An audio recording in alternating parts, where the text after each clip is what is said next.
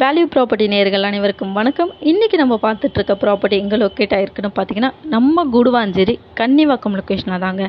அதாவது Guduvancheri சிக்னல்லேருந்து left side எடுத்தோன்னு பார்த்தீங்கன்னா நெல்லிக்குப்பம் ரோடு.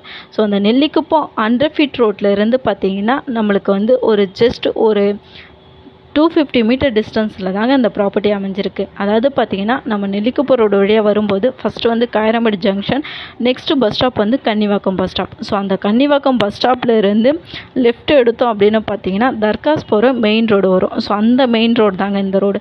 ஸோ இந்த ரோட்டில் வரும்போது இப்போ நமக்கு ரைட் சைடில் தெரியுது இல்லைங்களா, அந்த பில்டிங்க்கு ஆப்போசிட்டில் வந்து பார்த்தீங்கன்னா ஒரு ரோடு இருக்கும். ஸோ அந்த ரோடு வழியாகவும் நம்ம இந்த பிளாட்டுக்கு உள்ளே வர முடியும். அண்டு அப்படி வரும்போது இப்போ நம்ம பார்த்துட்ருக்க இந்த வீட்டுக்கு பக்கத்தில் இன்னும் ஒரு ரோடு, அதாவது மண் இந்த ஜல்லிலாம் கொட்டியிருக்காங்க இல்லைங்களா, அந்த ரோடு கனெக்ட் ஆகும்.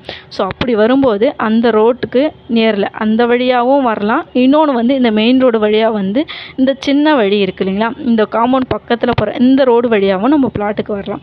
ஸோ அப்படி வரும்போது இப்போ அந்த வீடு தெரியுது இல்லைங்களா, கன்ஸ்ட்ரக்ஷன் ஒர்க் நடந்த வீடு, அந்த வீட்டுக்கு அப்படியே ஆப்போசிட்டில் இருக்க பிளாட்டு தாங்க நம்மளுடைய பிளாட்டு. அதாவது இங்கே இந்த லொக்கேஷனை பொறுத்தளவுக்கு இப்போது இந்த மரம் இருக்குங்களா, அந்த மரத்துலேருந்து இந்த சைடில் காம்பவுண்ட் தெரியுது இல்லைங்களா, அந்த ஒயிட் காம்பவுண்ட், இந்த காம்பவுண்ட் வரலாம். டோட்டலாக வந்து 2 பிளாட் இருக்குங்க. ஸோ உங்களுக்கு வந்து பார்த்திங்கன்னா ஒவ்வொரு பிளாட்டும் வந்து 1 கிரவுண்டு இருக்குது. அதாவது பார்த்திங்கன்னா 40க்கு 60 40க்கு 60ன்னு சொல்லிட்டு 2 பிளாட் இருக்குது. ஸோ அந்த வீட்டுக்கு ஆப்போசிட் ஒரு பிளாட்டும் அந்த மரம் முடியுது இல்லைங்களா, அது வரலாம் வரும். ஸோ டோட்டலாக வந்து பார்த்திங்கன்னா 4800 ஸ்கொயர் ஃபீட் லேண்ட் ஏரியா அவைலபிளில் இருக்குது. ஸோ ரோடு வித்தை பொறுத்தளவுக்கு இது 20 ஃபீட் ரோட்டில் இருக்குது. அண்டு லொக்கேஷன் வைஸ் நீங்கள் பார்த்தீங்கனாலுமே தெரியும், ஃபுல்லாக ரெசிடென்சியல் லொக்கேஷன் தாங்க.